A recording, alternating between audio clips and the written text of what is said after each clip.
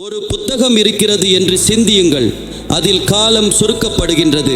கடந்த காலம் எதிர்காலத்தோடு உரையாடுகின்றது. பல நூற்றாண்டுகள் வாழ்ந்த ஞானிகள் ஒரே மேசையில் அமர்ந்திருக்கின்றனர், விவாதிக்கின்றனர். இது கனவல்ல, இது இமேஜினேஷனோ அல்ல, இதுதான் தல்மூத். எழுத்துத் தொராவானது யூதர்களுக்கு வழங்கப்பட்ட பின்பு வாய்மொழி தொரா தலைமுறையிலிருந்து தலைமுறைக்கு புனித பாரம்பரியமாக எடுத்துச் செல்லப்பட்டது. ஆனால் ஒரு கட்டத்தில் அந்த தெய்வீக கற்பனைகள் மிகுந்த ஆழத்துடனும் விஸ்தாரத்துடனும் வளர்ந்தன.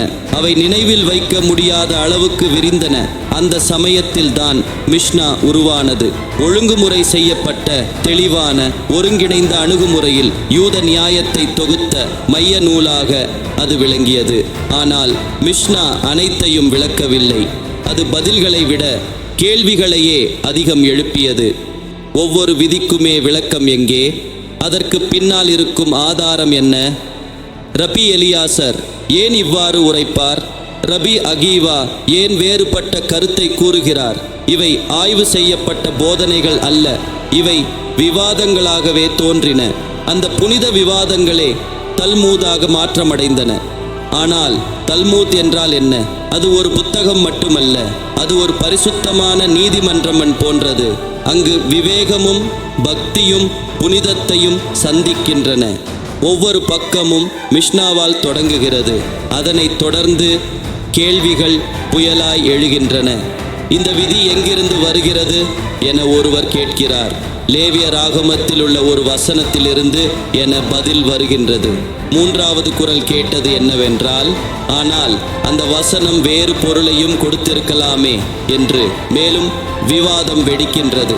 பக்கம் பக்கமாக வாதங்கள், எதிர்வாதங்கள், ஆதாரங்கள், கதைகள், உவமைகள், விசாரணைகள். அவை வெல்லும் நோக்கத்தில் அல்ல, உண்மையை வெளிக்கொணர்வதற்காக.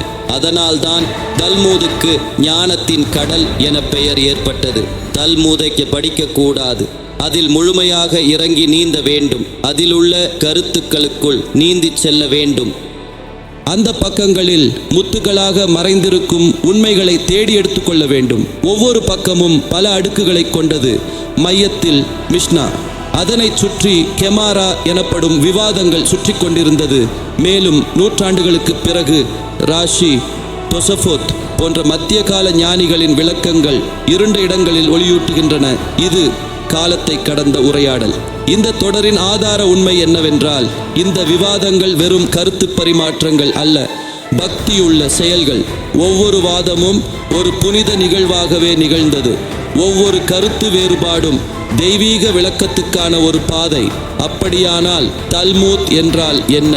இது யூத சிந்தனையின் இதய துடிப்பே. சட்டமும் ஆத்துமாவும் சந்திக்கும் இடமாக உள்ளது. விவேகமும் வெளிப்பாடும் இணையும் இடமாகும். இங்கே மனித குரல்களில் தேவனின் குரல் சத்தமாய் கேட்கின்றது. இது ஒரு புத்தகம் அல்ல, இதுதான் தல்மூத். இன்றும் கூட அது பேசிக்கொண்டே இருக்கிறது. நீங்கள் கேட்க தயாராயிருந்தால் ஷாலோம்.